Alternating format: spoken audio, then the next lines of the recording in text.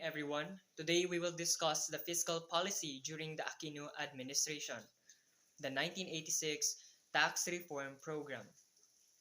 It is already discussed that during 1986, the Philippine government was in fiscal crisis after having gone through successive years of economic contraction from 1984 to 1985 owing to structural problems with the tax system. The lingering effects of debt, exchange rate issues, financial and political crisis, which occurred during the latter part of the Marcos presidency. The structure of the tax system prior to 1986 contributed to the severity of the fiscal crisis. So after Aquino took power in a revolt that toppled President Ferdinand E. Marcos, it covered five kinds of taxes: income, corporate, sales, excise, and international trade. She did a sweeping tax reform program that gives breaks to the poor, the 1986 Tax Reform Program. Aquino said that while taxes usually mean bad news for us, there will be a number of good things for us to talk about. Hence, she made this program.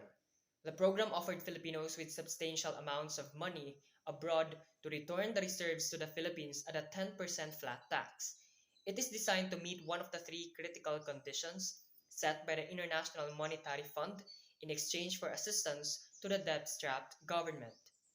The tax reform program in 1986 was initiated to improve revenue yield, promote tax equity, reduce distortionary effects on employment and production, and improve compliance. The value added tax, or the VAT, was the heart of the program, which replaced a complicated, inefficient array of indirect taxes. The administration also expanded tax incentives for investment promotion. Subsequent Congresses further weakened the tax base through VAT exemptions, deferrals, and zero ratings. Currently, more than 80 sectors, entities, or groups benefit from such preferences. The objectives of the 1986 Tax Reform Program. Considering the urgent need to sustain fiscal balances as an aid to macroeconomic stabilization and poverty alleviation, the aim of the 1986 Tax Reform Program was to fix the inherent weaknesses of the tax system that the Aquino administration inherited.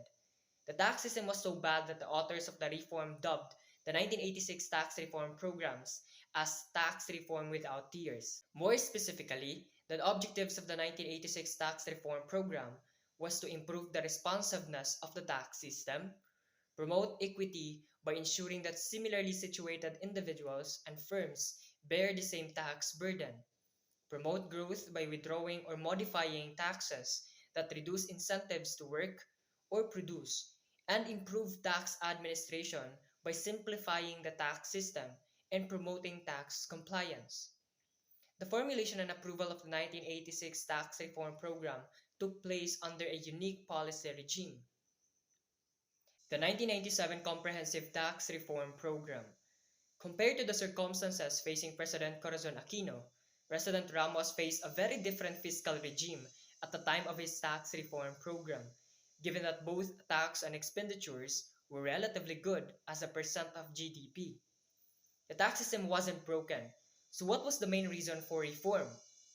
The 1997 Comprehensive Tax Reform Program was implemented to broaden the tax base, which would allow low tax rates, to plug perceived loopholes in the indirect tax system, and rationalize the grant of tax incentives, which was estimated to be worth 531.7 billion pesos in 1994.